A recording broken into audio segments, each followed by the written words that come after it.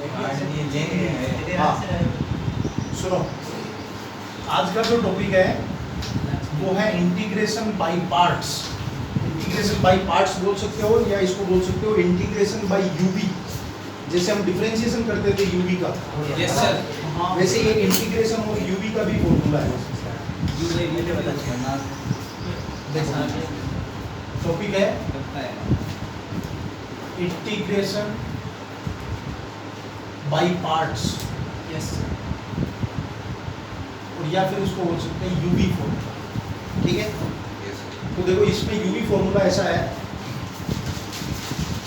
u dot we और dx। ठीक है, अगर हमारे पास दो फंक्शन आ जाते हैं तब हम क्या करते हैं, इसमें से एक फंक्शन को तो बाहर छोड़ते हैं u, दूसरे फंक्शन का करते हैं इंटीग्रेशन, फिर आता है माइनस, फिर एक इंटीग्रेशन का साइन, फर्स्ट जो छोड़ा था उसका डिफरेंशिएशन। ठीक है, ये जो किया था हमने सेकंड का इंटीग्रेशन, वो काम वापस यहाँ पे भी करना है, और इस पूरे का फिर से इंटीग्रेशन। वापस सुनो, uv दो फंक्शन आएंगे तो उसमें से क्या करना, फर्स्ट फंक्शन को तो बाहर छोड़ना, सेकंड का करना इंटीग्रेशन, फिर फर्स्ट जिसको छोड़ा था उसका करना डिफरेंशिएशन, सेकंड का वापस इंटीग्रेशन, और इन दोनों को मल्टीप्लाई करके इनका जो रिजल्ट आएगा, जैसे यहाँ डिफरेंशिएशन करने से x आया, यहाँ से 10x आया, उन दोनों का मल्टीपल करके उसका फिर से इंटीग्रेशन। ठीक है, इसको बोलते हैं इंटीग्रेशन बाय पार्ट्स या यूवी फॉर्मूला। ठीक है, अब देखो इसके ऊपर क्वेश्चंस देखो, एग्जाम्पल नंबर 17। वैसे एक चीज़ मैं आपको और बता देता हूँ, बुक में नहीं दिया हुआ है, एक फॉर्मूला है, फॉर्मूला समझो या फंडा समझो, ILATE, आइलेट। आइलेट का मतलब होता है इनवर्स फंक्शन, L का मतलब लोगेरिथमिक फंक्शन, A का मतलब अरिथमेटिक फंक्शन, T का मतलब ट्रिग्नोमेट्रिक फंक्शन। ये इसलिए बता रहा हूँ, अभी बता रहा हूँ।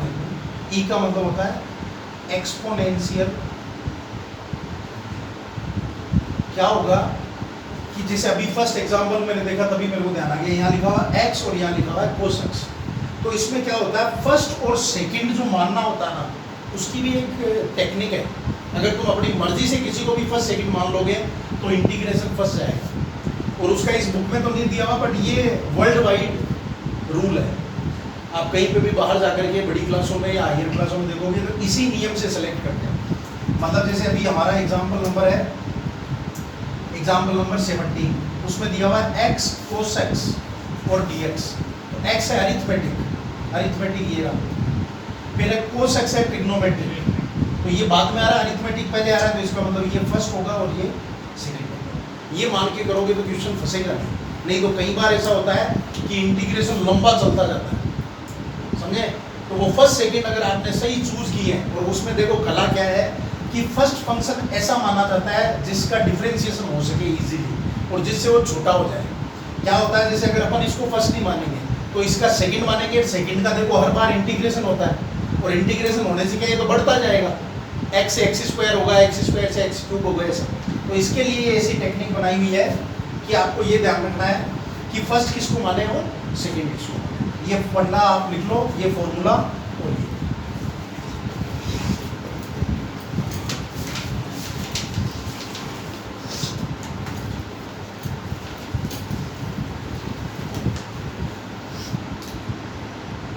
देखो अब इसमें ये भी समझ लो, जैसे इनवर्स है तो इनवर्स में कौन कौन से sine inverse, tan inverse, cos inverse, sec inverse, वो सब, वो अगर आगे तो उनका सबसे पहला नंबर आएगा, उनको हमेशा फर्स्ट पे रखना है। फिर लोगेरिथम वाले, जैसे log x है, log 2x है, log x स्क्वायर है, जितने भी log के वो। अरिथमेटिक में जो हमारे x square, x cube, x 4, x 5 है ना, x स्क्वायर प्लस 2, ये सब आएंगे तो अरिथमेटिक में। Trigonometry sine theta, cos theta, tan theta, ये वाले, और एक्सपोनेंशियल में e की पावर होती है। ठीक है, ये अपने को ध्यान रखना है, फॉर्मूले को हमेशा दिमाग में ऐसा रखो, आइलेट, ILATE, इसके अकॉर्डिंग हमको चूज करना है किसको हम फर्स्ट लेंगे और किसको हम सेकंड लेंगे। चलो देखो first first example number 17, book बंद कर दो, इधर देखो।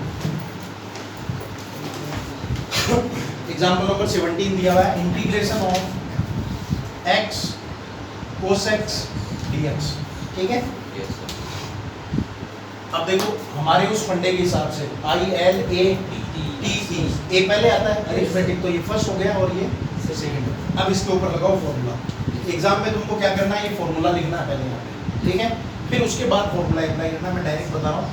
x को बाहर, फिर cos x का इंटीग्रेशन, फिर माइनस ये इंटीग्रेशन का sine d by d x of u, तो x का डी बाई डी एक्स हो गया 1, फिर डॉट, फिर integration of cos x dx, और फिर इस पूरे का इंटीग्रेशन वापस। तो देखो यहाँ पे हो जाएगा x cos x का कितना होता है, माइनस का sin x और प्लस का c1, ये एक इंटीग्रेशन हो गया, यहाँ पे एक कांस्टेंट आ गया, फिर माइनस इंटीग्रेशन यहाँ पे 1 इंटू cos x का कितना होगा, minus sin x, so minus sin x पड़ेगा और प्लस का ही डिफरेंशिएशन होता है, प्लस माइनस का इंटीग्रेशन तो प्लस का ही होता है। तो यहाँ पे कितना आ गया, cos x का करा तो आ गया sin x, तो यहाँ पे आ जाएगा sin x और यहाँ आ जाएगा dx, ठीक है।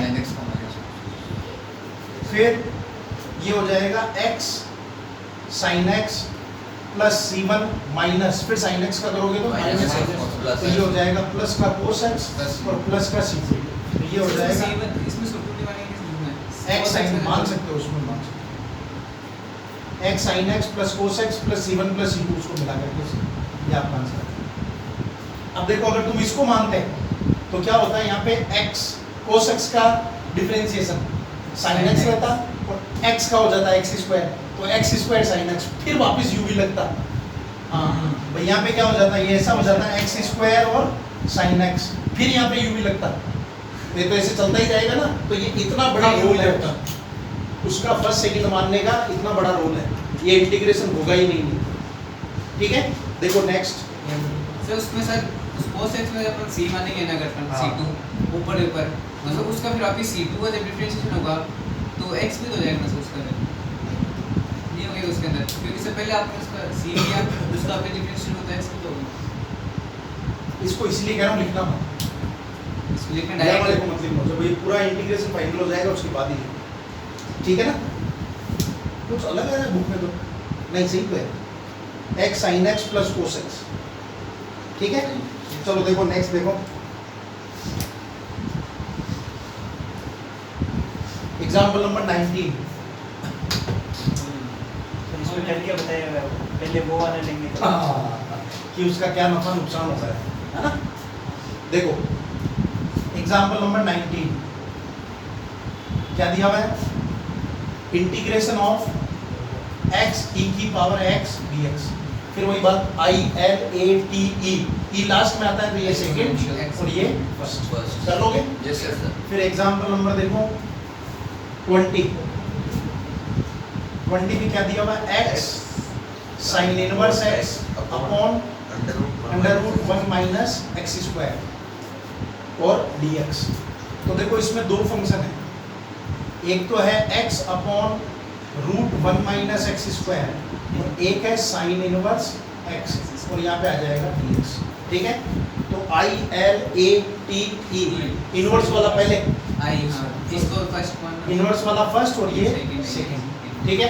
अब लगाओ फॉर्मूला, तो फॉर्मूला क्या कहता है, साइन इनवर्स x पहला है तो ये पहला बाहर, फिर integration of x upon root 1 minus x square और dx, ठीक है।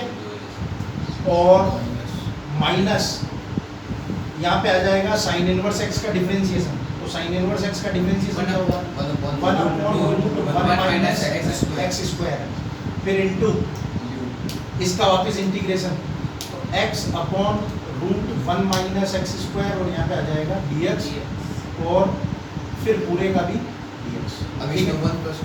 अब इसका अपने को इंटीग्रेशन करना है ना, तो इसका इंटीग्रेशन आप एक बार साइड में करके देख लो, x upon root 1 minus x square dx है, तो इसमें अपन क्या करेंगे, एक्स स्क्वायर को t मान लेते हैं, ये 1 minus x square, 1 minus x square T 1 minus x square को t मान, और x dx बच जाएगा फिर लास्ट में। 1 माइनस एक्स स्क्वायर को t मान लोगे तो क्या हो जाएगा minus 2x dx is equal to dt।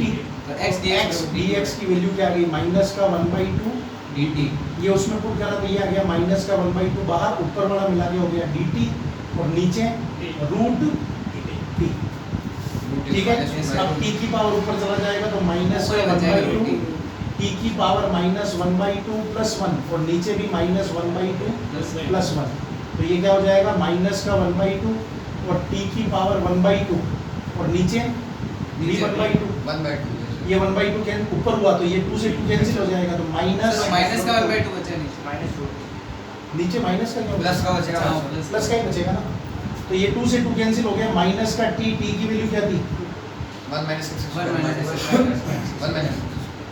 तो ये हो गया रूट 1 माइनस स्क्वायर ये आ रहा है डिफरेंशिएशन इंटीग्रेशन। ठीक है, अब आ जाओ वापस यहाँ पे, ये आप यहीं पे कर सकते हो, ऐसा जरूरी नहीं है उसको अलग से करने का, या बट इसको इक्वेशन नंबर 1 लगा करके रोक के पहले इसका कर दो फिर सीधा वैल्यू, क्योंकि तो क्या इतना करके फिर ये सब साथ साथ चलेगा नहीं तो ज़्यादा दिक्कत करेगा। तो यहाँ आ जाएगा साइन इनवर्स x और इसका क्या है माइनस, तो माइनस इधर आ गया रूट 1 माइनस एक्स स्क्वायर, कोई समस्या नहीं, ये यहाँ तक का पूरा हो गया प्लस का c1 फिर माइनस इंटीग्रेशन यहाँ पे देखो 1 upon root 1 minus x square into इसका क्या आ रहा था माइनस का रूट 1 माइनस एक्स स्क्वायर और ये dx ये कट गया तो माइनस का dx बच गया सिर्फ, तो ये कैसा आ जाएगा माइनस का sine inverse x upon root 1 minus x square plus का c1 माइनस x और प्लस का ये आंसर है। और किसी 2 C1 2 ठीक है ना,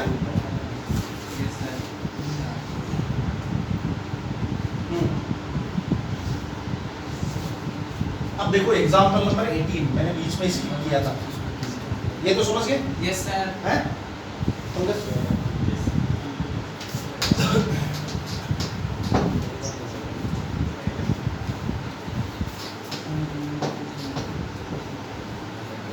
देखो एग्जाम्पल नंबर 18 में दिया हुआ integration of log x dx। ठीक है, अब हकीकत ये है कि log x का कोई इंटीग्रेशन है नहीं, log x का सिर्फ हमारे पास डिफरेंशिएशन है, तो log x को करने का तरीका है कि इसमें 1 डालना पड़ेगा खुद से।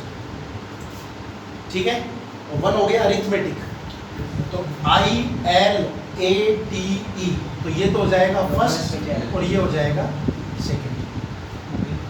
अब लगाओ इसमें तो log x तो रहेगा बाहर, फिर इंटीग्रेशन ऑफ फर्स्ट तो ये कितना आ जाएगा x, फिर माइनस फर्स्ट का डिफरेंशिएशन 1/x, सेकंड का इंटीग्रेशन x, फिर पूरे का तो ये हो जाएगा x log x minus x कर दिया ये x आ गया और प्लस का c। तो ये बड़े बड़े क्वेश्चंस में कई बार सीधा ये फॉर्मूला भी काम में लेते हैं कि log x का इंटीग्रेशन ये होता है। ठीक है, और अगर log x ही आ गया तब आपको 1 मल्टीप्लाई करके और फिर उसको ऐसा करके बताना है। ठीक है ना, x log x minus x plus सी।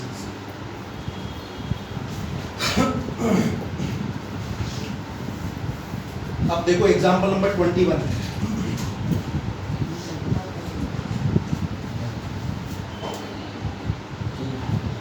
एग्जाम्पल नंबर 21 क्या दिया है e की पावर x और sin x और यहाँ पे dx। ठीक है, ILATE t ट्रिग्नोमेट्री पहले आता है तो ये फर्स्ट और ये सेकंड, कर लोगे हैं? ठीक है, अब देखो इसी के अंदर एक टॉपिक और बचा है लास्ट, वो भी बता देता हूँ मैं। एक फॉर्मूला और है, मतलब ये एक फॉर्मूला हो गया, ये सभी अभी तक अपन ने सब इसको देखे थे, अब इसका एक फॉर्मूला और है, वो है इंटीग्रेशन ऑफ e की power x fx plus f dash x into dx अगर है तो इसका आंसर होगा e की power x fx plus c। समझ लो ये कैसे होता है कि अगर कभी मल्टीपल में ऐसा समान आए, यस सर।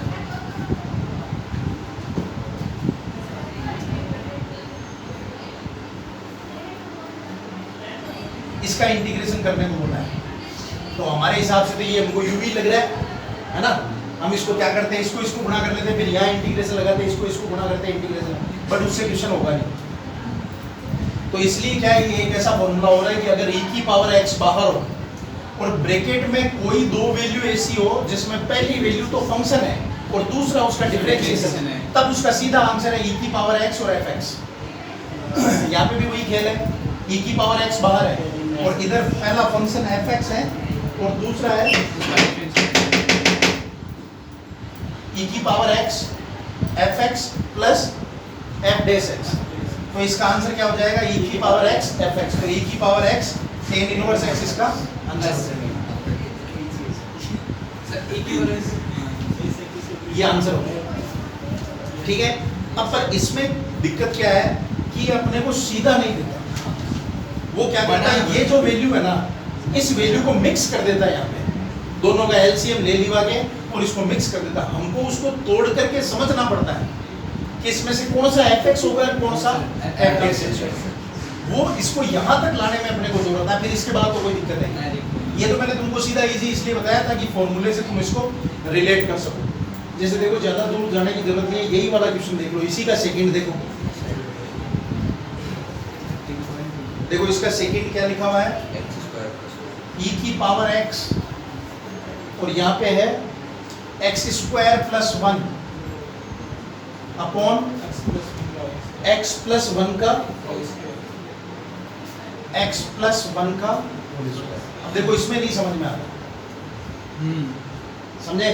तो देखो इसने क्या किया है, इसके अंदर प्लस 1 करा है और माइनस 1 करा है, फिर दोनों को अलग अलग करा, तब जाकर के इसका इंटीग्रेशन अलग अलग होता है। और ये तुमको भी प्रैक्टिस से आएगा, एक्स स्क्वायर प्लस 1 माइनस 1 और प्लस 1, और नीचे आ जाएगा x प्लस 1 का होल स्क्वायर और यहाँ पे है dx। फिर देखो इसको अलग अलग करा तो एक में बन रहा है एक्स स्क्वायर माइनस 1 e की power x square minus 1 upon x plus 1 का होल स्क्वायर और प्लस का 2 अपॉन x प्लस 1 का होल स्क्वायर। अब ये इतना तो मेरे को भी नहीं पता कि इसका डिफरेंशिएशन ये है क्या, पर वो तुम करके देख लो तो तुमको समझ में आ जाएगा इस fx का ये f डैश x। अब फिर ये इसका आंसर हो जाएगा ये प्लस, पर ये यहाँ तक लाना आता है और उसका एक ही सीधा सीधा इलाज है, जो बुक के जब 4 क्वेश्चन है उनकी एक बार पहले प्रैक्टिस करो तो अपने को समझ में आने लगेगा कि ये सब ठीक है। तो ये आपकी एक्सरसाइज हाँ MCQ एक्सरसाइज 7.6 कंप्लीट, ठीक है। अब कल क्या है, फ्राइडे, थर्सडे है क्या, कल करेंगे 7.7 और फिर एक बार रुकेंगे पहले, क्या करें।